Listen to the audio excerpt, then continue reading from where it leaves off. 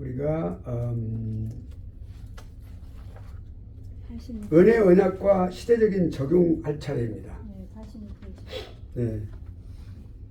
은혜 언약과 시대적 적용 5번, 큰 5번. 네. 네. 오늘 우리가 지금 이제 공부하고 있는 것은 은혜 언약에 관해서 공부를 합니다. 그러니까 인재로는 사실은 우리 인간의 죄인된 모습을 로 시작을 해서 거부감도 오고 또 우리가 참 싫다는 그런 마음도 들고 생전 졸지 않는 사람도 많이 졸고 그런 시간이었는데 마지막에 유종의 미를 어떻게 거둬요? 은혜 언약으로 마치는 거예요. 예. 하나님은 그렇게 아름다우신 분이세요. 아멘. 아멘. 아멘. 네. 부흥이 아니지만 오케이. 자, 봅시다. 네. 시대를 구분하는 방법. 우리가 시대를 구분할 때 dispensationalism이라고 해서 세대주의가 아닌 세대주의적인 그런 관점에서 시대를 구분하는 게 아니고 성경적으로 구분이 된다고 말이에요. 성경적으로 구분하는 건, 자, 차이가 뭐냐면 성경적으로 시대를 구분하는 거하고 세대주의가 구분하는 건 이게 차이가 있어요. 세대주의는 완전히 시대에만 구분하는 그 관점을 두기 때문에 하나님의 주권과 능력을 제약시키고 또한 그거를 이제 소멸시키는, 그래서 그걸 하나님의 주권을 갖다 거기다 이렇게 완전히 거기다 이렇게 얽매이게 만드는 그러한 잘못된 것이지만, 여기 성경적인 시대 구분이라고 하는 것은 시대가 흐름에 따라서 어떻게 은혜 언약이 적용이 되었는지를 말해주는 거기 때문에 많이 다른 거죠. 여기 이해가시죠? 네.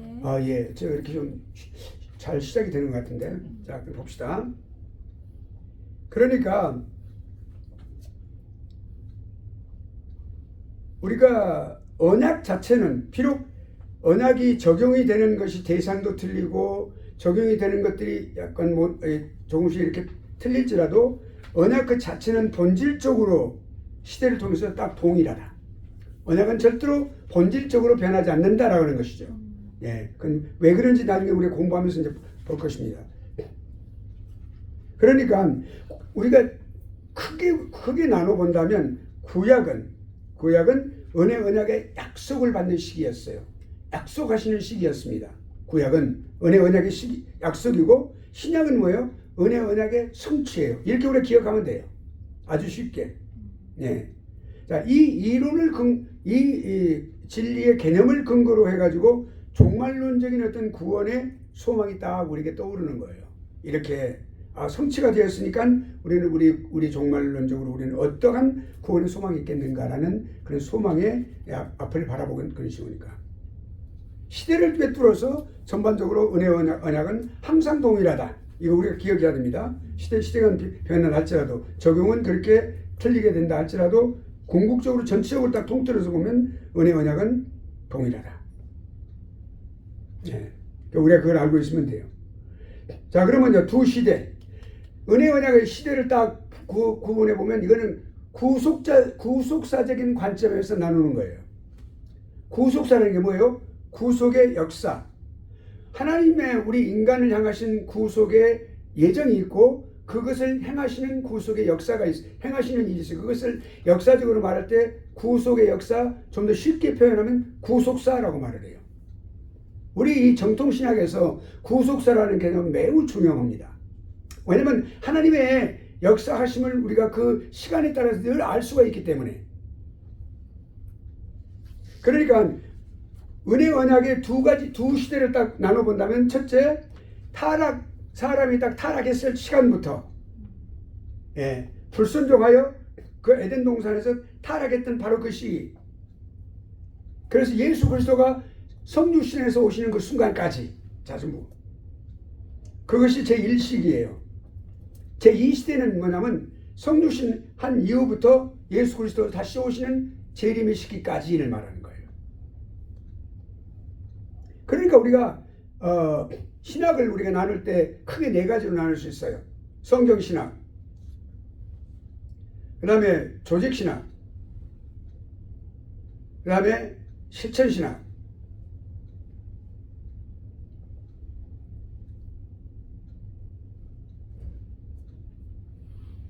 그 가운데서 우리가 성경신학이라고 하는 것은 주경신학과 성경신학으로 또 나누어져요. 주경신학과 성경신학. 그러니까 성경신학 안에 주경신학이 포함되어 있죠. 근데 이 성경신학적인 관점에서 본 계시의 역사는 뭐냐?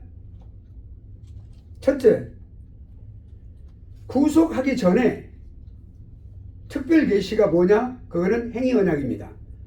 맨 처음에 하나님께서 주신 언약. 그 다음에 구속이 된 후에 특별 계시는 뭐냐? 은혜 언약이에요. 하나님께서 그러니까 행위 언약대로만 하면 우리는 살아남을 사람이 한 사람도 없어요. 다 사막의 선고를 받았기 때문에 죽어야만 해요.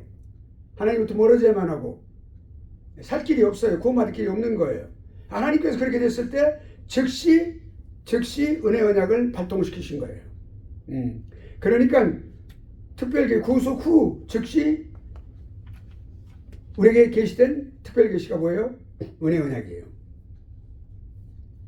그러니까 구약은 메시아의 강림보다도 앞선 은혜 언약의 시기예요.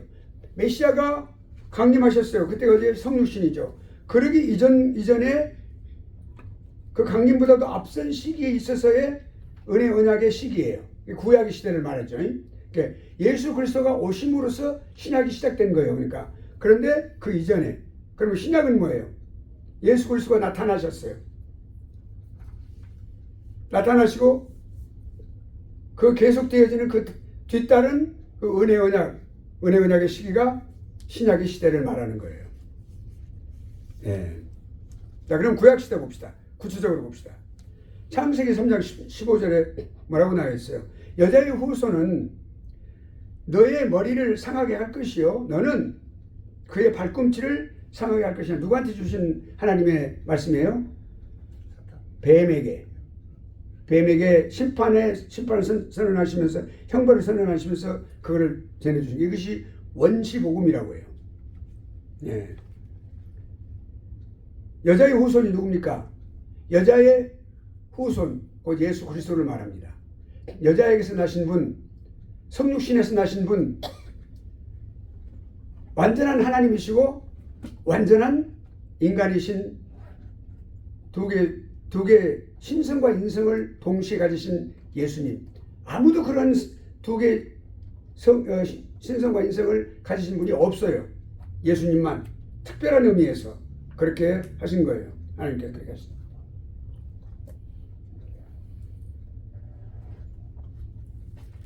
그러니까 원시복음이라고 말을 하는데 프로-가스펠, 프로-이벤젤 뭐 이렇게 부르기도 하고 합니다. 그러니까 이제 이 말씀은 뭐냐면 사탄이 괴계를 많이 부리는데 그 사탄이 부리는 괴계가 궁극적으로 십자가 위에서 예수 그리스도 여자의 후손인 예수 그리스도를 통하여 완전히 뭐라고 좀 과격한 말 써볼까요? 박살난다. 파괴된다. 예, 박살이라고 하면 더 체감이 더 오지요. 박살해버리니까 그냥. 예. 그러니까 우리가 마귀를 뭐라고 불러야 돼요? 마귀 새끼야 그렇게 불러야 돼요. 우리는 기도할 때 야, 이 마귀 새끼 예수 그리스도 이름 명하느니 너 정체를 밝혀. 그렇게 하죠. 예. 예, 그 마귀 새끼예요. 그거는 마귀 새끼. 그러니까 예수님께서 그랬어요. 독사의 자식들아 그래. 자식이라면은 좋게 표현한 거예요. 독사의 새끼들아 그 말이에요. 독사의 자식들아 그 말은 독사와 마귀와 같은 동종의 새끼들아 그런 뜻이에요. 마귀 동종에 같은 동종. 예. 자, 그러니까 우리가 자 이건 너무 또 지나치면 여기 이 정도에 멈추죠. 그렇게 하죠. 그러니까 이 약속의 말씀이 뭐예요? 그러니까 그러니까 여자의 후손에 의해서 파괴될 것이다. 원시복음이. 창세기 15장이 첫째로 여자와 뱀 사이를 불화를 시켰어요. 원래는 타락을 할 때 어떻게 됐어요? 여자와 뱀이 하나가 됐죠. 그래서 아주 그냥 이렇게 하와를 이렇게 아주 마음을 갖다 이렇게 설레게 만들고 그걸 선악과를 바라볼 때 그냥 보암직도 하고 먹음직도 하는 그런 것으로 보이게 하는 그런 엄청난 그렇게 했어요. 그런데 하나님께서 이 복음이 딱 복음에 관한 걸 말씀을 하실 때 뭐라고 했어요? 뱀과 여자를 완전히 갈라놓으신 거예요. 적대감을 갖도록. 예, 그러니까 지금 우리가 좀 다른 이야기입니다. 꼭 그렇다는 얘기 아닌데 남자와 여자가 있을 때 뱀을 가장 두려워하는 사람들이 여자예요. 제일 싫어하고 미워하는 게 여자분들이 싫어하죠. 왜 그럴까요? 그건 우리가 답변은 나오지 않아요. 성경에는 없으니까. 그냥 우리가 짐작을 할 수가 있어요. 왜 그런지를. 예, 하나님께서 그렇게 불화를 시켜놔버렸어요. 아무튼. 예. 그렇게 해서, 왜냐하면 그 불화하게 만드신 이유가 있어요. 언약을 성취하시키기 위해서. 그 언약을 성취하시키기 위해서 그런 거예요. 언약은 뭐예요? 하나님과 우리가 원수가 된 게 아니라 화목한 거죠. 화목이요, 화목. 그 화목의 제물로 예수님께서 오셨는데, 그 화목됨으로써 인하여 우리가 무엇을 돼요? 우리가 하나님의 자녀가 되는 거예요. 구원함을 받는 거예요. 그것을 그거를 이루기 위해서. 그러니까 하나님께서 그래서 뭐라 했어요? 그러니까 아브라함이 그랬어요. 나는 너와 너의 후손들의 하나님이 되고 너와 너의 후손들은 나의 백성이 될지니라 그렇게 말씀했어요. 그것이 아브라함에게 주신 언약인데 그것이 중요한 은혜 언약의 내용을 말씀해 주고 있는 거예요. 창세기를 강의할 때 전달되어야만 하는 거예요. 그러니까 사탄은, 인간과 사탄이 서로 연합을 했어요. 근데 나중에 하나님께서 이거를 인간과 사탄을 갖다 적개심을 갖도록, 우리가 누가 사탄주의자들 빼놓고는 마귀 새끼를 갖다 마귀님 그렇게 부르는 사람 없잖아요. 그리고 또 마귀를 갖다 위해서 기도하라고 말 없잖아요. 마귀는 대적자예요. 우리들의 예수 그리스도를 믿는 사람들이 대적자예요. 그래 적그리스도라고 그러는 거거든요. 예, 예수 그리스도를 적대시하는 존재란 말이에요. 그러니까 우리가 그를 위해서 기도하면 안 돼요. 적대시하는 거예요. 물러나 이렇게 하고. 그러니까 그렇게 됨으로써 하나님과 인간의 친밀한 관계를 재설정하신 거예요. 이제 원래는 하나님과 우리 인간이 아담이 아주 이렇게 친밀한 관계, 화목한 그런 관계로 시작이 됐었어요. 근데 그 뱀의 꼬임에 따라서 결국엔 그렇게 타락이 됨으로 인해서 하나님과 원수가 되어버린 거예요. 그거를 하나님께서 이 은혜 언약을 발동시켜서 그렇게 하심으로써 그 내용이 뭐예요? 예수 그리스도를 믿음으로써 하나님 자녀가 되는 거니까. 그래서 하나님의 백성이 되고, 그런 내용을 통해서 보면 하나님과 우리의 관계를 화목한 관계로 재설정하시는 거예요. 그것이 중요한 게 뭐냐면 이게 원시 복음의 가장 좋은 핵심적인 원리예요. 그러니까 우리가 이제 하나님께서 은혜 언약을 딱 이렇게 발동을 시키셨을 때 우리가 보면은 아브라함 시대까지는 아브라함 시대 이후부터 적극적으로, 그리고 더 적극적으로 그것이 더 시행이 되는데, 그때 분명하게 말씀하셨거든요. 너와 너의 후손이 나의 백성이 되고 나는 너와 너의 자녀의 후손의 하나님이 되리라. 그 말씀이 아주 중요합니다. 그때 그 말씀, 약속의 말씀을 주신 이후로 이게 이제 자손에게까지, 그러니까 자손에게까지 확대가 되는 거예요. 그러니까 아브라함뿐만 아니라 자손에게까지. 예. 그러니까 뭐예요? 생명의 관계예요. 자손과 아브라함은 믿음의 조상이라고 그러죠. 우리들의 믿음의 조상이 되는 거예요. 이스라엘의 믿는 자들의 믿음의 조상이 되듯이 우리 이방인이지만 예수 그리스도를 믿는 믿음을 가진 자들의 또한 믿음의 조상이 되는 거죠. 예. 그러니까 사람의 후손, 사탄의 후손, 싸움이 있어. 계속해서. 계속 지금 보면 영적인 싸움이라고 그래요, 우리가. 하나님의 자녀와 믿음의 사람들과 그렇지 않은 가라질과의 싸움이 계속했어. 교회도 마찬가지. 그 안에서. 그걸 통해서 교회가 여러 가지 많은 어려움들이 일어나는 거죠. 교회가 망가지는 것 같지요. 예, 그렇지는 다 망가지는 건 아니에요. 하나님께서 강제적으로 다 드시면 몰라도 그렇지 않으면 망가지는 건 아니에요. 왜냐하면 내가 이 반석 위에, 반석이라는 신앙 고백이요. 반석 위에 내 교회를 세우리니 음부의 권세가 이를 이기지 못하리라. 마귀 새끼는 이길 수가 없어. 교회를 절대로 이길 수가 없어요. 하나님께서 그 교회가 심각한 죄악 속에 빠졌을 때 그걸 강제적으로 닫으시는 경우도 있어요. 왜냐하면 우리가 요한계시록 1장 7절 이하에 보면은 뭐라고 되어 있어요? 인자가 어떻게 다니세요? 7 별을 손에 주시고 일곱 촛대 사이를 다니신다 그랬어요. 일곱 촛대가 교회들이에요. 교회들을 운행하고 계시는 거예요. 교회를 운행하고 계신 분이 주님이세요. 그리고 그 사자는 누구예요? 사자, 별을 손에 쥐었다마는 사자를 손에 쥐었단 말인데, 그러니까 그렇게 해서 교회들은 싸움이 있어요. 그런데 반드시 그건 믿음으로 서 있는 한 반드시 믿음의 사람들이 이기는 거죠. 그러니까 인간의 후손, 즉 사람의 하나님의 후손, 하나님의 이제 이런 그러니까 후사들, 그러니까 기업을 받을 사람들, 그 사람들이 승리하는 것이죠. 그러니까 여인의 후손이 이긴단 말이에요. 그 여인의 후손이 누구예요? 예수 그리스도예요. 그리스도의 십자가의 죽으심으로 사탄에게 확실히 승리하셨어요. 그러니까 뭐라고 했어요? 볼지어다 너희가 지금은 환난을 당하나 볼지어다 내가 세상을 이겼노라 그렇게 하셨잖아요. 내가 세상을 이겼노라 그러셨어요. 십자가 지기시는 말씀하셨어요. 그러니까 우리도 또한 주님의 이름으로 함께 이기는 거죠. 노아에 맺으신 언약을 봅시다. 여기까지 하고 잠깐만, 여러분 시험 다 그 예지한 거 다 답변 받아 다 해왔어요? 됐어요. 리빙스톤이 훌륭한 아프리카의 선교사였습니다. 그러니까 근데 그 아프리카 그 선교사의 그 후손인 어떤 선교사가 가서 아무리 선교를 해도 회심하는 사람들이 없어. 딱 하나만, 소년 하나가, 아주 어린 소년 하나가 쫄쫄쫄 따라다니는 거예요. 걔를 가르쳤어, 걔를. 그 아이가 나중에 아프리카의 남아공의 유명한 대통령이 됩니다. 지도자가 됐어. 영적인 지도자, 그리고 정치 지도자 다 돼버렸어. 그러니까 그것이 하나라고 해서 결코 그것이 약심한 일이 아니에요. 여기 지금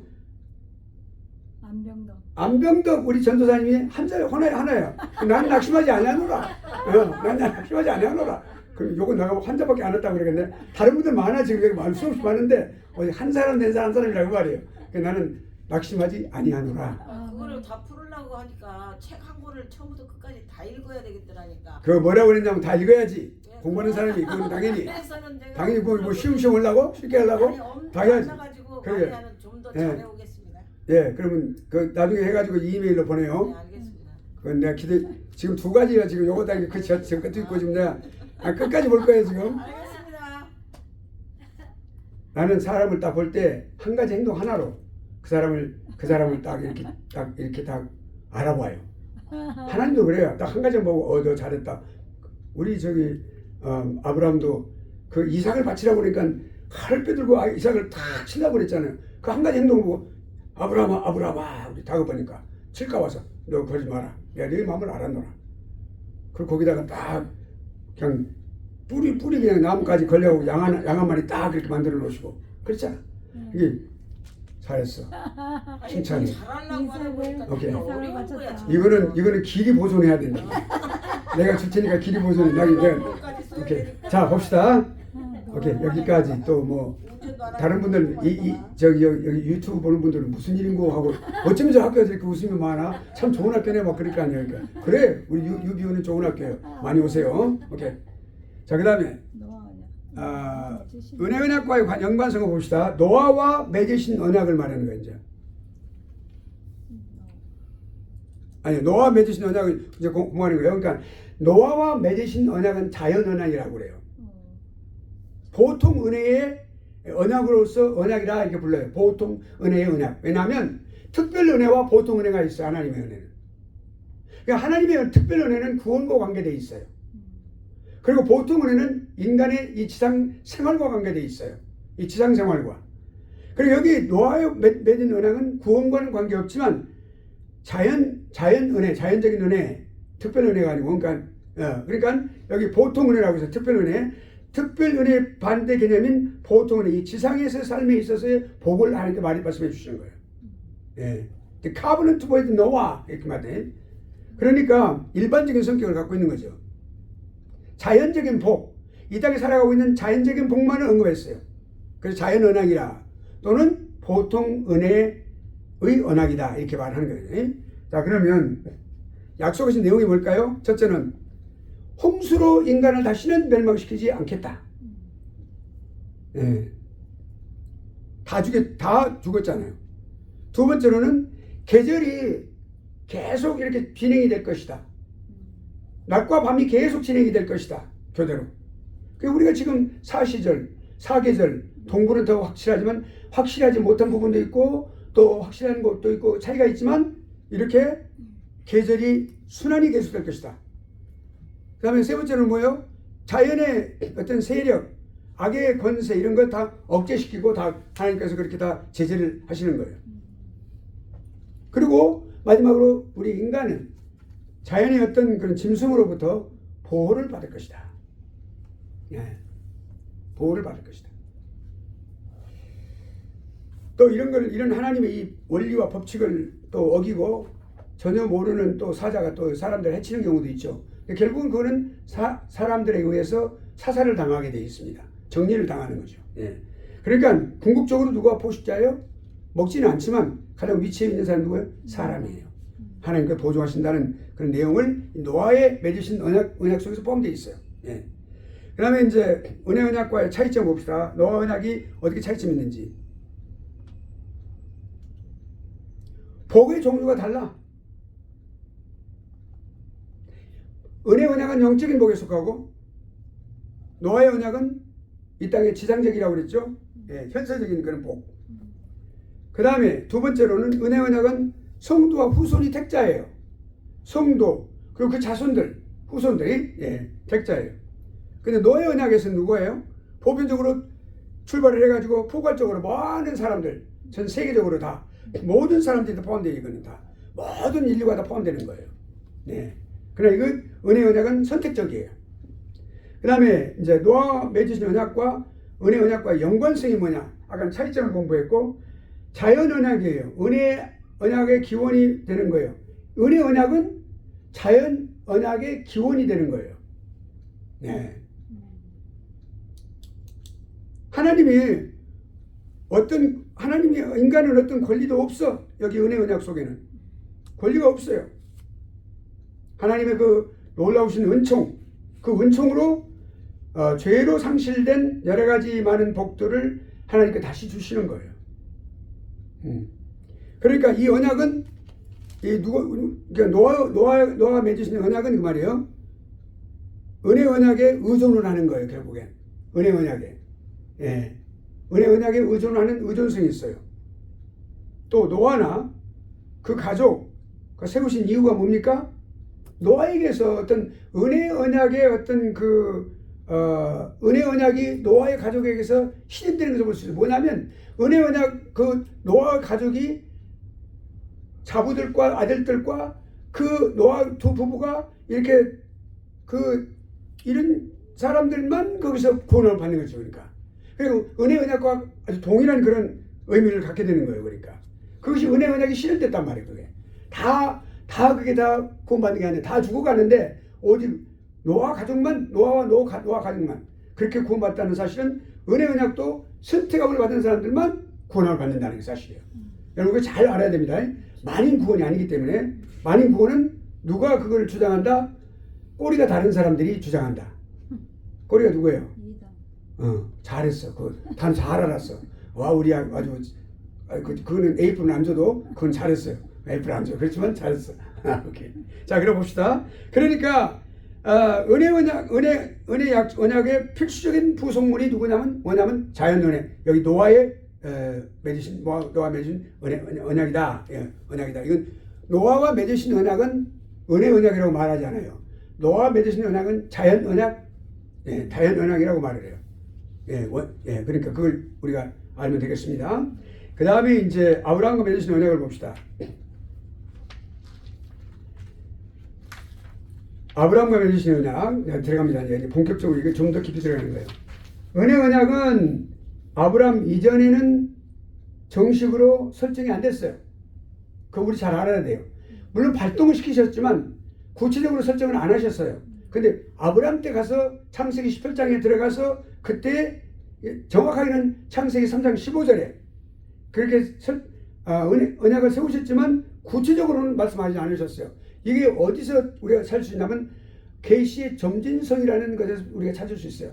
계시 점진성은 그러니까 the progressiveness of the revelation 그 말이에요. 그러니까 하나님의 계시는 처음부터 확실하게 막 뭐 튀어나게 막 예수 그리스도께서 성육신하신다는 말을 창세기 1장에 나타내 말씀하시지 않아요. 점점 뚜렷하게. 그리고 딱 주님께서 딱 나타나시는 거죠. 이렇게 계시는 처음에 어렴풋이 말씀하세요. 뭉뚱그려서 전반적으로. 그러나 점점 구체화되는 거예요. 이렇게 그것이 더 확실하게 구체화되는 거예요. 그것이 계시의 점진성이라고 말을 해요. 그러니까 은혜 언약을 그렇게 정식으로 설정 안 됐었어요. 언제까지? 아브라함 시대까지. 아브라함 대에 비로소 정식 언약의 말씀을 주셨어요. 그것이 창세기 17장 7절의 말씀이에요. 우리 한번 봅시다. 성경을 잘 안 찾는데 가끔 한번 찾아갈 필요가 있어요. 내가 제일 졸았다고 생각하는 사람 읽으세요. 17장 7절. 17장 7절. 17장 7절. 다른 사람은 가만히 듣고 계세요. 어떻게 있는가 보게. 해가 잘 돌아가는가 보게. 뭐라고 지금 하셨어요? 17장 7절. 창세기 17장. 창세기 17장 7절. 잠깐만. 예. 오케이. 읽으세요. 창세기 17장 17절이요? 7절. 17장 7절. 아직 안 깼구나. 오케이. 17장 7절. 내가 내 언약을 나와 너와 내 대대 후손의 사이에 세워서 영원한 언약을 삼고 너와 내 후손의 하나님이 되리라. 아멘. 맞죠? 다 읽었죠? 예. 그러니까 내 언약을 나와 너와 내 대대 후손의 사이에 세워서 영원한 언약을 삼고 너와 내 후손의 하나님이 되리라. 이게 아멘. 중요해요. 내가 너와 너의 하나님이 되고 너와 너의 후손은 나의 백성이 되리라는 말씀이에요. 이게 지금 아주 구체화시킨 하나님의 말씀이에요. 그것이 최초로. 그러니까 워딩을 주시니까 워딩이 들어있어. 워딩. W-O-R-D-I-N-G. 워딩. 예. 말씀으로 주신 거예요. 완전하게. 이 언약에서 하나님 뭐라고요? 택한 백성 삼으신 이유가 있어요. 인류의 배반이 돼 있었고 참된 종교와 지식을 보존하기 위해, 그러니까 인류가 배반을 했는데 그럼에도 불구하고 하나님의 참된 종교, 하나님을 믿는 종교, 그리고 지식, 하나님에 대한 참된 지식, 이 모든 지식 이거를 보존하시기 위해서 그렇다는 거예요. 왜? 후손들에게. 그 예를 들면 그것이 할례예요. 할례가 지금은 세례로 되어서 세례로 증표예요. 그러니까 할례는.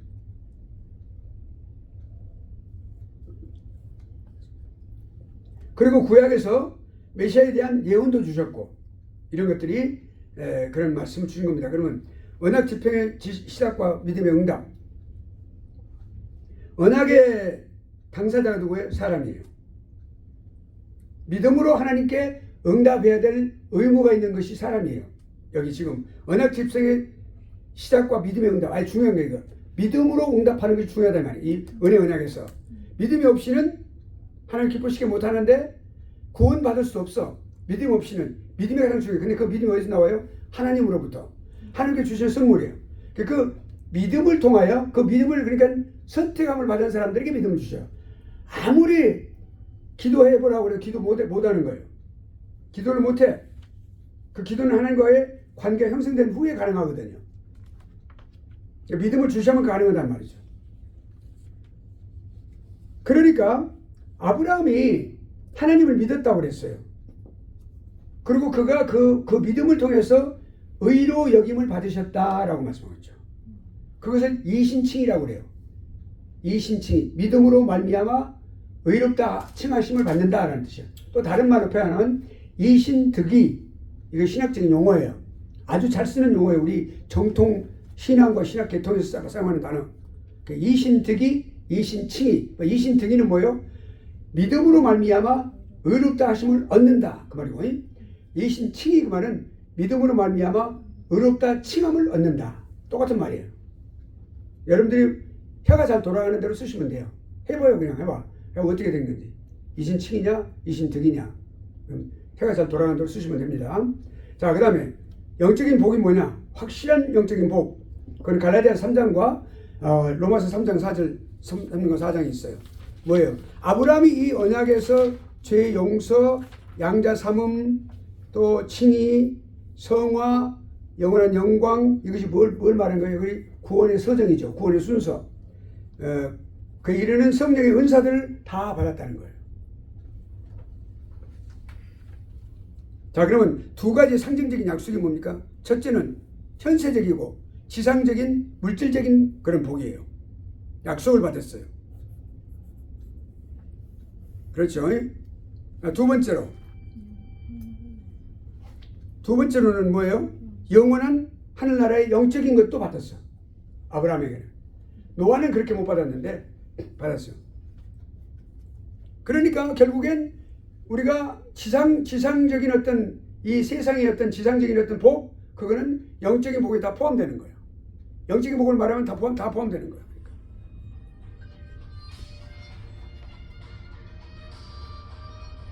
아브라함의 자손은 예수 그리스도와 그가 주실 영원한 구원의 복, 이것이다 라고 하는 사실을 우리가 알 수가 있습니다. 그리고 만일에 은혜 언약 안에 머리가 있다고 우리가 가정한다면 그 은혜 언약의 머리는 누가 되실까요? 예수 그리스도가 되시죠. 예수 그리스도가. 근데 구속 언약이 우리가 생각해보고 또 은혜 언약을 생각해보면 만일에 구속 언약이 이 은혜 언약에 포함된다고 생각했을 때, 그 연결선상에서 은혜 언약에 포함이 된다고 생각했을 때, 그때는 그리스도께서 머리가 되시는 거예요. 그러니까 왜냐하면 구속 언약에서 아버지 하나님과 성자 하나님 사이의 그 계약이 뭐냐면, 언약이 뭐냐면 죄인들을 위하여, 선택받은 자들을 위해서 십자가에서 죽으신다는 사실, 그 머리가 되시기 때문에, 그래서 은혜 언약 안에서 머리가 된다는 사실을 우리가 알 수가 있습니다. 자, 그러면 신약시대의 규범으로서의 언약을 한번 봅시다.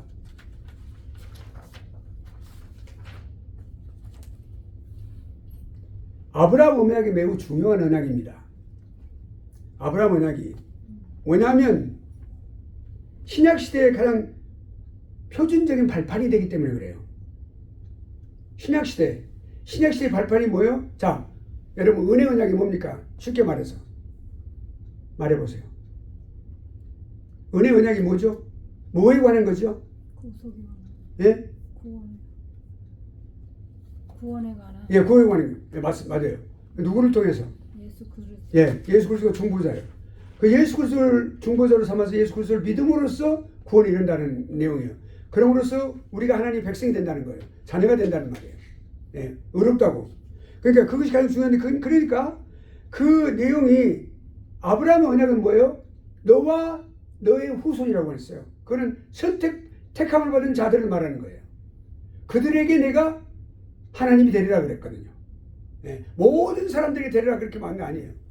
예, 모든 사람들에게. 그러니까 모든 사람들에게는 노아의 언약이 적용이 돼요. 왜냐하면 노아 언약에는 모든 사람들을 다시는 홍수로 심판하지 않겠다. 그렇죠? 그러니까 지상에 무지개 언약을 주시면서 다시는 그렇게 않겠다. 그래 기억하리라. 그렇게 하셨고, 그리고 이 지상에 보호하리라 그렇게 말씀하셨거든요. 그러니까 모든 사람들이 해당되는 거예요. 근데 여기 아브라함 언약은 반드시 누구? 아브라함과 그의 그 후손. 아브라함과 그 후손만을 상대로 하는 거예요. 그러니까 은혜 언약은 예수 그리스도를 믿는 사람들만 해당이 되는 거예요. 선택자들, 하나님으로부터 선택을 받은 사람들이 예수 그리스도를 믿게 돼 있으니까. 그러니까 궁극적으로 아브라함 언약이 가장 중요한 발판이 되는 거예요. 신약에. 이해하시겠죠? 이게 지금 우리가 이해를 해야 돼요. 이제 이해를 하시겠죠? 그래서 그런 거예요. 요거 딱 알면 여러분이 아주 좋아요. 예, 그 기억하면 나중에 설교할 때도 아주 강력하게 설교할 수가 있어요. 자, 그러니까 은혜 언약의 참 성격을 나타내고 신약시대의 규범이 되는 언약은 단순한 내용의 아브라함과의 언약이 그렇다는 거예요. 신약과의 엄청난 관계가 신약시대의 규범으로서 언약이 아브라함의 언약이에요. 예. 그게 아주 신약시대를 다 밑판이 그 바탕이 되고 있어요. 기초가 되고 있는 거예요. 왜? 그걸 알고 있으면 돼요. 이거 알고 있으면 여러분이 이제 은혜 언약을 분명하게 알고 또한 신약시대와의 관계성을 여러분 잘 알게 된 것입니다. 그 다음 넘어가겠어요. 신해산 언약이에요. 신해산 언약도 매우 중요한 언약입니다. 출애굽 24장의 말씀, 엄청나게 긴, 그러니까 the Sinaitic Covenant. 신해산 언약은 은혜 언약의 계속이에요. 계속이라고 보면 알 수 있어요. 그리고 우리가. 자, 그러면 신해산 언약의 특징을 우리가 보면 뭐냐면 아브라함의 언약과 동일합니다. 신해산 언약 형식은 다르죠. 본질적으로는 아브라함과 맺으신 언약과 같아요. 물론 아브라함의 언약은 그대로 존속하고 있어요. 그 대체가 신해산 언약으로 바꿔진 게 아니라 존속하고 있지만 신해산 언약도 나왔는데 이 신해산 언약도 같다. 효력을 갖고 있지만 아브라함과의 언약의 효력이 있는 반면에 동시에 신해산 언약이 주어졌다. 예, 같단 말이에요. 그러니까 동시에 주어졌어요.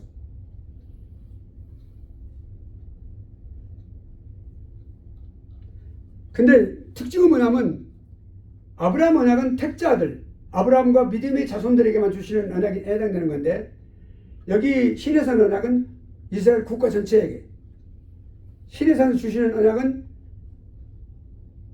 국가 전체에게 주시는 언약이었어요. 이스라엘 백성 전체를 상대로. 왜 그렇습니까? 70여 명의 장로들을 다 부르셨거든요. 국가 지도자를 다 불렀어요. 모세도 부르고. 산에 올라오라고 그랬어요. 그리고 주셨거든요. 12기둥을 세웠어요. 12기둥이 뭡니까? 거기 제단과 함께 12기둥을 세웠는데 그 12기둥이 뭐냐면 12지파를 말해주는 거예요. 그러니까 이스라엘 백성 전체를 12지파로 나누기 때문에 그 두 번째 것이 되는 거예요. 그러니까 하나님께서 친히 이스라엘 백성을 다스렸잖아요. 예, 완전히. 그러니까 theocracy라고 그래요. theocracy. 신정. 하나님께서 친히 정치를 다스리시는 걸 말해요. 데오크라티아. rule of God. 하나님의 다스림 말이에요. 하나님의 다스림. 데오크라티아. 네. 그 신정 정치가 그 하나님 나라를 완성하고 또 세워가는 데 있어서 세워가는 중요한 미리 보여주는 그림자, 즉 예표가 되는 거예요. 그것이 우리 신약시대에 와서 하나님께서 그걸 예표로 보여주신 거예요. 미리서.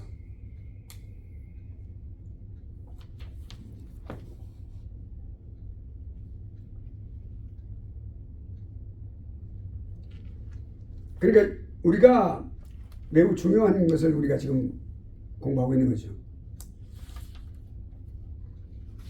그래 결국엔 이스라엘 백성들이 하나님을 믿는, 여호와를 믿는 그 종교 안에 있는 것은 국가 안에 존재하는 것이고 그 종교를 떠나는 것은 국가를 떠나는 것 같다 그랬어.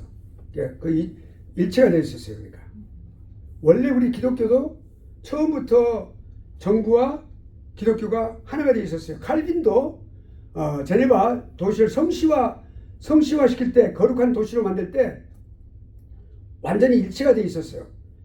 정치와 그리고 기독교가 완전히 일치가 되어 있어. 미국도 처음에 모든 신학교는 다 목사님들이 세웠어. 프린스턴, 하버드 다 전부 다. 나중에 그것이 이제 자유와 물결이 오면서 이제 갈라지게 되었지만 처음부터 다 교회가 다 전부 그 학교를 이렇게 지원하고 목사님들이 세웠고 교장이 되었고 다 그래서 세웠어요. 그렇게 시작을 했었어.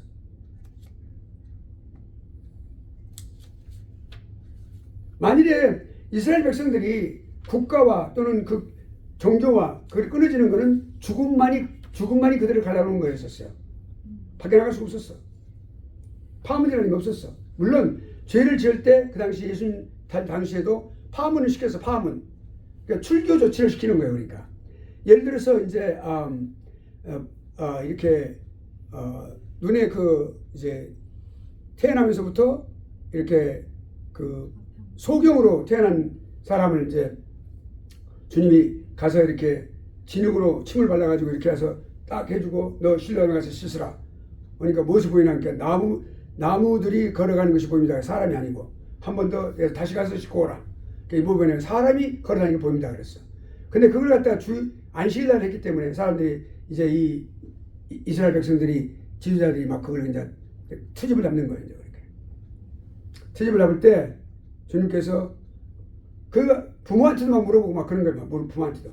부모한테 물어보는데 부모가 그랬어요. 저 아들이 장성하였으니 답변을 제대로 할 것입니다. 그러니까 아들에게 직접 물어보시죠. 자기가 말을 하면 자기도 출교 당할까 두려움이라 그랬거든요. 예, 출교시켜버려요. 그러면 그 사회에서 완전히 밖으로 내보내버리는 거예요. 성 밖으로. 더 이상 그 사회 속에 들어올 수가 없어. 그럼 그거 죽어야 돼. 밥도 못 먹고. 그러니까 그런 것들이 그러니까 그런 하나의 출교 현상인데 국가를 떠나고 종교를 떠나는 것 외에 죽음으로 떠난 것 외에는 떠나지 않았었어요. 그러니까 국가적인 그러니까 이 시내산의 이 언약이라고 하는 것은 국가적인 차원에서의 언약이에요. 예, 그것이 율법이 얼마나 중요한 것인가를 이 시내산 언약에서 보여주고 있어요. 그러니까 여러분 여기 있어요. 우리가 언약의 가장 중요한 그 율법의 가장 중요한 이 시내산 언약의 가장 핵심적인 것은 율법인데 율법이 어떤 역할을 하느냐 중요해서 이게 뭐냐면 율법의 역할은 우리 로마서에서 사도 바울을 통해서 하나님께서 누누이 말씀하셨어요.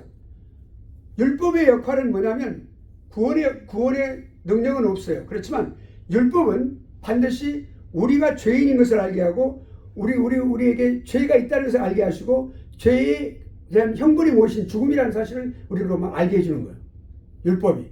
그런데 그 율법을 우리가 알므로써 어떻게 뭘 필요해요? 우리 스스로 우리가 구원할 수 있는 존재가 아니라는 비참한 존재라는 것을 우리가 실감하게 절감하게 만드는 것이죠. 그러니까 무엇을 필요로 해요? 구원자를 필요로 한다는 말이죠. 예수 그리스도. 예, 예수 그리스도를 우리가 필요로 한다는 사실을 알게 하기 때문에 율법을 뭐라고 말했어요? 튜터가 뭡니까? 몽학 선생이다. 가정 교사다. 초등학교 교사다 그 말이에요. 우리 인도하는. 그 역할이 지금 여기 오늘 나와 있는 교환에 지금 그 말씀을 하는 것이니까 구원을 얻게 하고 주신 것은 아니었어요. 원래가 하나님께서 너희들 내가 구원하기 위해서 준다? 그거 아니었어요. 율법 지키도록 시도하지도 않았고. 그러니까 앞으로 예수 그리스도가 중심이 되어서 우리에게 생명을 주시는 그 일, 구원함을 받는 그 일을 이해하고 올바르게 그 은혜 안에 들어가도록 하기 위해서 구약 성도들을 구약 백성들을 훈련시키는 거예요. 알게 해주고. 예. 그렇죠? 그 역할이 있는 거예요. 그러니까 우리가 크게 보면 성경을 크게 보면 알 수 있다 이 말이죠. 죄의식을 이걸 잘못하는구나. 10계명을 주면 그 전부가 다 잘못하면 범하면 죄인이라는 사실을 알게 해주는 거니까 내가 죄인이라는 죄의식. 몽학선생, 초등교사. 자, 그 다음에 의식적이며 전형적인 예배.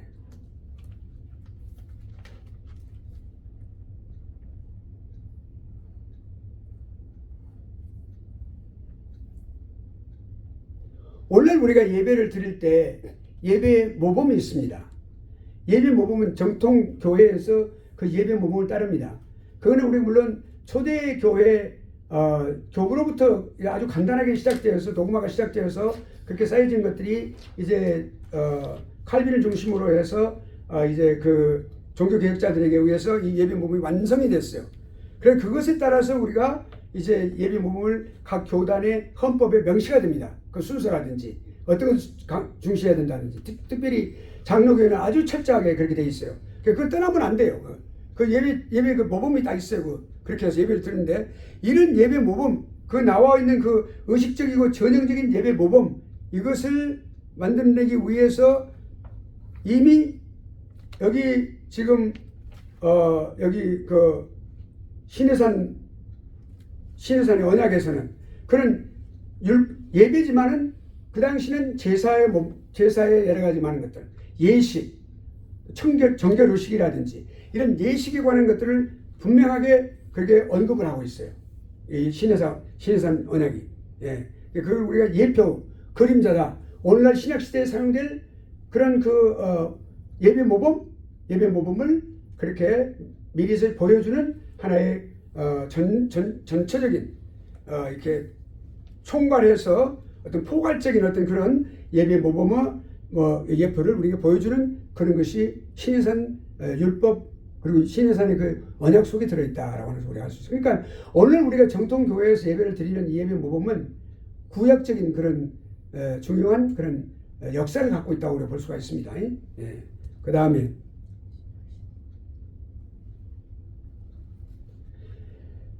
생활의 규칙으로서의 율법. 전체적인 국가 전체적인 어떤 제사 또는 예배의 어떤 그런 예식 이런 것들에 관한 어떤 규범만이 아니고 개인적인 삶 그거를 도덕법이라고 그래요. 그런 그 예식법과 도덕법 이런 그 도덕법 이런 것들이 개인의 그 생활 규칙으로서 율법이 있었어요. 그러니까 그것이 정확하게 우리가 이제 신해산 그 약속의 언약에 있어서는 이제 시민법, 또 도덕법, 종교법은 이 예식과 같은 이런 것들은 종교법에 해당되죠. 개인적인 사생활에 관한 것은 이제 도덕법이고, 그리고 시민 사회에 있어서 사회생활에 있어서 대인 관계에 있어서의 어떤 것들 이런 것들은 시민법에 해당되는 거죠. 예. 오늘날도 우리 이런 법들이 다 존재하고 있어요. 예. 근데 이제 종교법이라고 하는 것은 의식법이라고 하는 것은 절대로 정부에서 터치하지 않습니다. 종교 자체 내에서 교단 자체 내에서 그거를 하게 되는 기독교 내에서 할 수 있는 거 우리가 그렇게 하게 돼 있죠. 그런 것은 터치를 안 해요. 예, 간섭을 하지 않습니다. 학교도 마찬가지. 학교도 종교법인으로서의 학교는 정부에서 터치를 안 해요. 어떤 학위를 주든 상관이 없어요. 그렇게 하지 않고 있습니다. 자, 그러니까 우리가 이제 생활의 규범으로서의 율법이 곧 우리 신해산 율법이 신해산의 언약이 그거를 역할을 감당을 했어요. 그러니까 뭐 이제 이 도덕률이라고 말하는데 성문화한 것으로서 가장 성문화된 요약된 것이 뭘까요? 십계명이에요. 시민법이에요. 그것이. 아니 도덕법이에요. 도덕법. 그 시민법은 뭐냐? 백성의 사회의 세속적인 삶 속에서의 어떤 세밀한 부분들에 대해서 뭐 누구를 뭐 어떤 뭐 무슨 재물을 손괴시킬 때 어떻게 변상을 해야 되고 누구를 갖다 포함했을 때 어떻게 변상을 해야 죽이고 살리고 하는 이 모든 것들 다 대인관계 사회 속에서의 그 삶 속에서 그런 모든 종교법이라고 하는 것은 뭘 말합니까? 종교성을 관계되는 거 여러 가지 규율 예배 또는 어떤 상징 예표 뭐 그러니까 어떤 증표 할례도 종교법에 해당되는 거예요. 예, 정표로서 백성의 어떤 사회적인 어떤 상호관계 그게 시민법이죠. 그 예표들 다 포함하고 있어요. 언약적인 관계를 형성하고 있는 거예요. 그러니까 언약을 떠나서는 존재하는 것이 하나도 없었다 이 말이죠. 예, 그것이 신약 시대로 넘어오겠습니다. 이제 이 신약 시대를 우리가 마치면 이제 우리가 오늘의 우리의 대인재론의 과정을 다 마치게 됩니다. 예. 자, 그럼 봅시다. 신약 시대. 복음 시대라고 말하죠. 예레미야 31장 31절에 보면 새 언약이라는 말 나와요. 그것이 복음 시대, 곧 신약 시대를 가르쳐 주는 멀리 손가락질하고 이렇게 지시하고 있는 그 말씀이에요. 그러니까. 예. 신약이라는 단어가 나와. 새 언약. 보라 날이 이르리니 내가 이스라엘 집과 유대 집에 새 언약을 세우리라. 주님께서 이 말씀 그대로 하셨죠. 잔을 들고 말씀하셔서 이것은 새 언약의 핀이라 라고 말씀하셨어요. 그렇죠? 새 언약이란 말이 그렇게 이어집니다. 예. 그러니까 그것이 신약이에요. 31장 32절 말씀에는 구약이란 대칭되는 그런 의미의 단어가 또 있고, 그러니까 내가 그들의 조상들의 손을 잡고 애굽 땅에서 내던 날에 맺은 것, 그러니까 옛날에 맺은 것, 옛 언약 그 말이에요. 이걸 단어를 만들어 보면, 인도하여 내던 날에 맺은 것 그 말은 옛날에 맺은 언약 말이에요. 옛 언약. 그러니까 신약에 맺는 것은 새 언약. 아시겠죠? 이게 우리가 이제 뭐 신약은 뭐고 구약은 뭐라고 물어보면 성도가 물으면 이거 딱 정해보면 우리 전도사님은 저기 전수신학 때 졸기는 많이 졸았는데 알기는 제일 많이 한다고 그럴 거예요. 제일 많이 한다고 짝짝짝 이렇게 박수 치고 이모티콘 짝짝짝 이렇게 하는 거 보내주고 그럴 거예요. 예, 그랬죠. 예, 오케이. 자, 그러니까 이제 뭐 거기는 쓰고 있어도 다 듣고 있겠지 뭐 다. 신약의 필수성을 봅시다.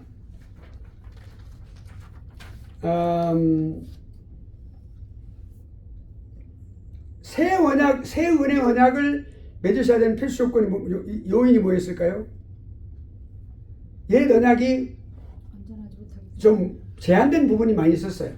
예, 왜냐하면 계시 점진성으로 인하여, 계시 점진성으로 인하여 그렇게 된 거예요. 그러니까 히브리서 기자가 뭐라고 되어 있어요? 첫 언약에 제한된 점들이 있었다. 히브리서 8장 6절과 7절 말씀이에요. 그냥 찾아보시기 바랍니다. 그러니까 제한된 점이 뭐예요? 첫째, 구약의 제사들. 구약의 제사들은 구원의 능력이 없어요. 구원의 능력이 없어. 장차 오실 어린 양의 그 어린 양을 보여주는 그림자예요. 실체가 누구예요? 예수님. 그림자는 예표라고 그래요. 미리 보여주는 거. 예정된 표징이에요. 그러니까 새 언약의 중보가 되실 예수 그리스도 오셔야만 이루어지는 거죠. 그걸 보여주는 거니까. 두 번째는 구약에는 예수님이 오셔서 무슨 사역을 하시고 어떤 사역을 해서 어떤 결과를 가져오신다는 데서 자세하게 다 나와 있지 않아요. 신약은 정확하게 현실적으로 다 보여줬잖아요. 내가 목마르다 말씀하시고 그 다음에 바로 다 이루었다. 아버지 내 영혼을 아버지 손에 부탁하나이다. 운명하시다라고까지 아주 얼마나 명확하게 그 빈 무덤까지 정확하게 예수 그리스도의 말씀까지 다 모두 다. 근데 구약은 잘 안 보여요. 때로는 그게 다 보이지 않아요. 왜냐하면 구약의 점진성이라는 답변 이것도 또 그렇게 답변이 될 수 있어요. 그것 때문에 그러니까 그것이 제한되어 있어. 보여주지만 제한되어 있기 때문에 그런 거예요. 그러니까 예표적이며 그림자 역할만 하니까. 또 구약 시대에는 성령의 역사는 필요할 때만 성령이 임하셔서 각각 행동하게끔 하셨어요. 예언도 하게 하시고 뭐 그렇게 하셨어요. 근데 신약 때는 영적인 은사라고 해서 그 은사를 아주 성령이 오순절 강림하셔가지고 이제 이번에 5월 28일이 성령 강림 주일이에요. 각 교회는 성령 강림에 관한 설교를 해야 돼요. 그런데 그 절기 설교니까. 그런데 문제가 아니라 이게 뭐냐면 그 성령 강림으로 인하여 뭐가 되어 있어요? 성령이 놀라운 성령 충만한 역사가 일어나는 거예요. 그러니까. 그리고 각 개개인마다 선택함을 받은 사람들 각 개인마다 성령께서 찾아오셔서 이렇게 두드리시고 그래도 눈도 안 뜨네. 그래서 두드리시고 그래서 들어오셔가지고 우리가 함께 영원히 동거하시는 거죠. 아멘은 잘해. 오케이, 잘 됐어요. 자, 그 다음에 성령 충만한 걸 보여주시는 거예요. 구약은 안 보여주시는 거죠. 그러니까 필요할 때만 그렇게 하신 거죠. 그 다음에 네 번째는 구약 시대는 택함을 받은 민족 이스라엘 백성에게만 해당이 됐었어요. 그것이. 그런데 신약 시대는 예수 그리스도를 믿는 모든 사람들에게, 예수 그리스도를 믿는 모든 사람들에게. 근데 다시 말하면 그게 이방 사람, 우리 대한민국의 사람인 우리들에게까지, 이방 사람들에게까지 다 이렇게 이방인에게. 놀라운 일이에요. 이건 진짜 놀라운 일이에요. 그렇다고 해서 우리가 구약이 부족하다 또는 뭐 잘못되었다 그런 거 아니에요. 완벽하지만 하나님은 계시를 그런 방식으로 해오셨어요. 하나님 방식이에요, 그것이.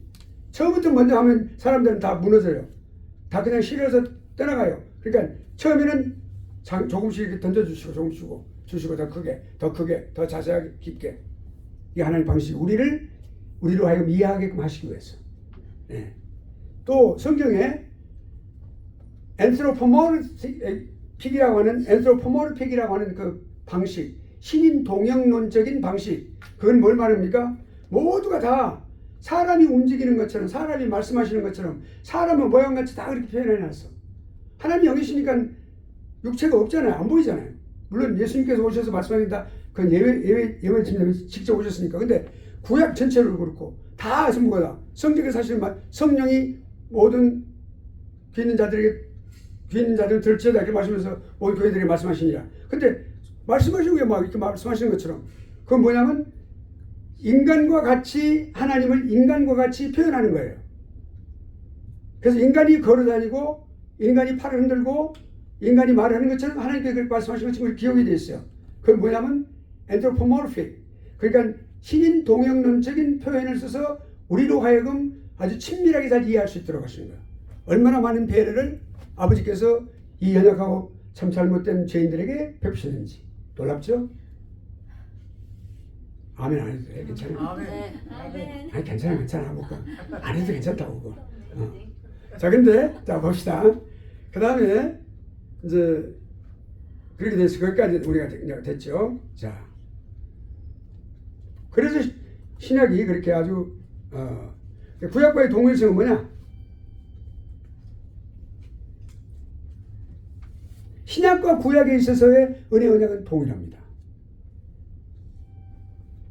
신약과 구약을 자꾸 반대되는 개념으로 생각을 하고 오히려 심지어 신약과 구약의 하나님을 정반대하는, 그러니까 구약의 하나님은 진노의 하나님, 막 성질 막 내시고 화를 내신 하나님, 진노하신 하나님, 그리고 신약의 하나님은 자비롭고 그리고 아주 십자가에서 죽으신 만큼 겸손하신 하나님.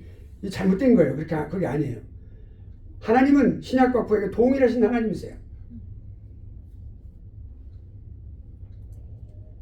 그러니까 예수님께 뭐라고 말씀하셨어요? 너희가 영생을 얻기 위하여 성경을 상고하거니와 이 성경이 내게 대하여 증거하는 것이니라.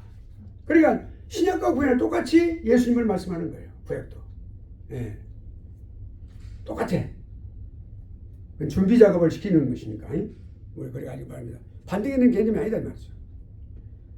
그 구약 옛 언약과 새 언약은 다르다? No.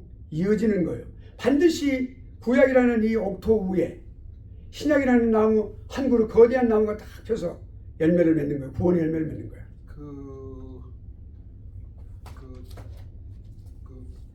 아니 뭐 괜찮아. 손 안 들어도 괜찮아요.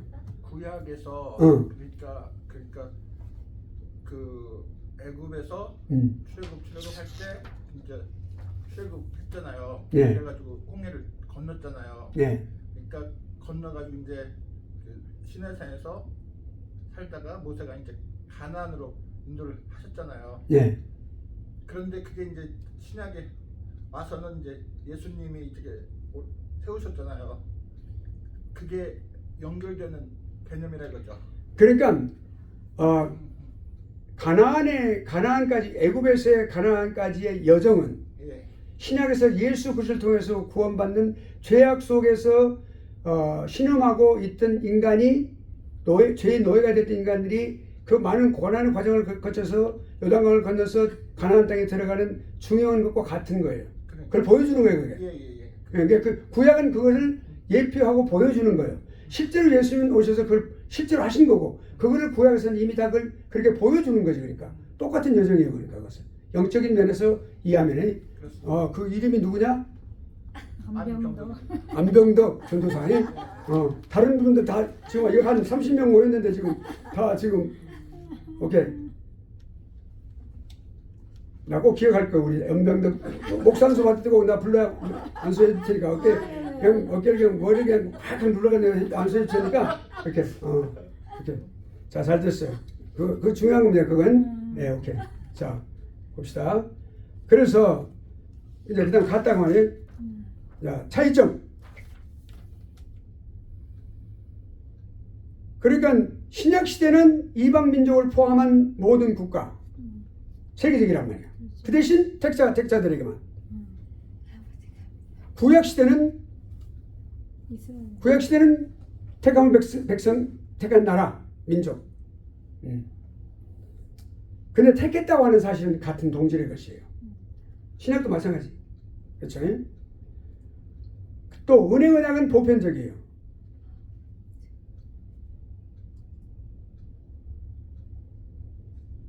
아브라함의 그 언약에서 이렇게 시작이 되었죠. 우리가 그거 잘 알고 거기서 구체화됐어요. 구체화. 물론 발동된 것은 타락 직후에 발동이 돼. 발동해야만 우리가 죽음의 길로 가지 않습니다. 그러나 구체화된 월딩으로 말씀으로 확실하게 주신 것은 창세기 3장 15절은 원시복음으로 얼핏 보여줬지만 실제로 확실한 워딩으로 주신 것은 창세기 17장 7절 말씀. 알겠죠? 네.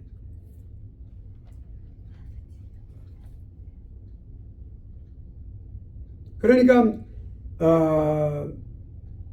또 이제 이방 사람들이 이스라엘 백성이 있을 때 이스라엘 백성으로 인하여 주위에 있는 이방 사람들이 복을 받았지만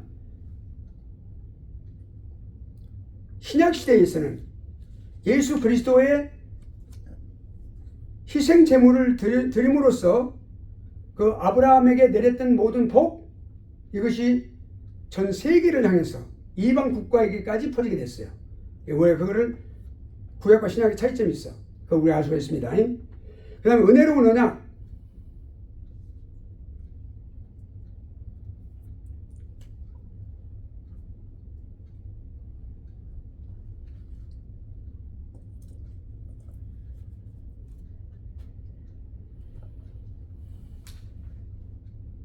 그러니까 우리가 하나님께서 우리를 이렇게 구원하신다고 하는 것은 어떤 조건이나 잘생기거나 돈이 많거나 그래 아주 고개를 살살살 흔드신 분이 정확하게 빨리 반응하시는 분이에요. 그러니까 그런 것들이 아니란 말이에요. 그건 아니라고 말이에요. 그런 조건 없이, 그러니까 unconditional election, 그러니까 조건 없이 선택하셨다 이 말이죠. 예. 그거를 우리가 알 수가 있어요. 그 다음에 축복의 시대, 이제 부유한 축복의 시대가 신약 시대예요. 물론 구약 시대에는 복을 내려주셨어요. 근데 그 복이 어디에 반영되어 있어요? 지상의 복으로, 현세 복으로만 그게 많이 치중이 되어 있는 걸 볼 수가 있어요. 그 많이 설명이 되어 있는 걸 볼 수가 있어요. 그렇지만 신약 시대에는 영적인 복, 구약과 관계된 구약을 영적인 복을 바탕으로 해서 이 땅의 것을 누리게 된다. 그러니까 우리가 형통하게 해 주십시오라는 그런 기도를 하죠. 형통하게 해 주십시오. 형통하게라는 말은 내가 모든 일이 순죽하게 잘 된다는 그런 뜻이 아니고 하나님의 뜻에 따라서 하나님의 시각으로 봤을 때 형통하게 해 주십시오 그런 뜻이에요. Thank you, Lord. 예. 하나님의 뜻과 하나님의 뜻에 따라서라는 뜻이에요. 아멘. 하나님 보시기란 말이에요. 아멘. 이거 우리 잘 구분해야 돼요. 하나님 보시기에 형통하게 해주시라고 기도해야 돼. 형통하게 해주시고라고 그냥 우리 기도하면 안 돼. 그러니까 하나님 보시기에 형통한 자가 되게 해주십시오라고. 그래 그게 이루어지는 거예요. 그러니까 그것이 신약 시대에는 이거 중요하단 말이에요. 그러니까 은혜와 진리가 충만하다라고 예수님 오셨을 때 그걸 우리에게 말씀해 주시죠. 그러니까 육신이 돼서 함께 거하셨을 때 그 이미 그 자체가 예수님과 우리 중에 계시는 그 자체가 임마누엘이요. 하나님께서 함께 하시는 거예요. 그러니까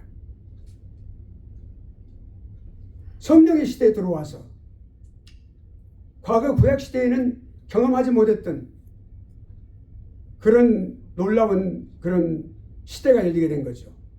그렇다고 해서 우리가 지금은 성령 시대니까 뭐 은혜 언약 시도 상관없고 그냥 성령 시대다 그러면 안 돼. 그거는 디스펜셔널리즘에 관계되는 그런 개념이에요. 그게 아니고 성령께서 특별히 개인들이 역사하시는 역사. 왜냐하면 예수님께서 지금 피지컬리 어디 가겠어요? 하나님 우편에 계시잖아요. 실제로 예수님이 육체의 모습을 입고 계신단 말이에요. 그러니까 영을 보내셔가지고 영을 보내셔서 거룩하신 영이 역사하시는 거지. 교회도. 예수님 영이. 그러니까 그런 시대다 말이야 지금은요. 교회에 성령의 충만하심을 부어주시고 충만한 영적인 복을 받도록 해주시고. 자 이제 마지막입니다. 이제.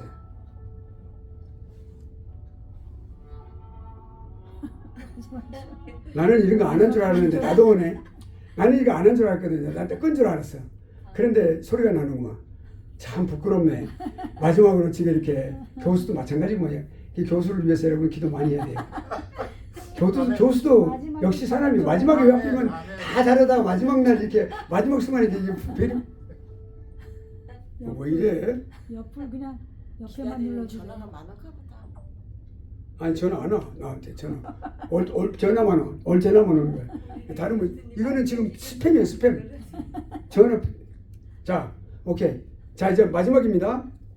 이건 마지막 내가 그냥 읽겠어요. 구약 시대는 일시적이며 준비하는 기간이었지만 신약 시대는 세상 끝날까지 영구적이며 완전하다. 이해하시죠? 그리스도께서는 세상 끝날까지 그들과 항상 함께 하실 것을 약속하셨습니다. 마태복음 28장 20절. 이 세상 끝날까지 볼지라 내가 이 세상 끝날까지 항상 너희와 함께 있으리라. 아멘. 은혜 언약의 시대 현 시대에는 언약 관계가 완전한 의미에서 하나님과의 직접적인 교제의 생활에서 앞으로 성취될 그리스도의 재림시까지 계속될 것입니다. 아멘. 이것이 축복의 놀라운 원인입니다. 아멘. 네. 짝짝짝. 이로써 우리 인재론 2023년도 유비후 놀라운 이 조신학 마치겠습니다. 할렐루야. 하나님께 영광. 예. 기도하실까요? 네. 기도하실까요? 끝이요. 할까요? 네.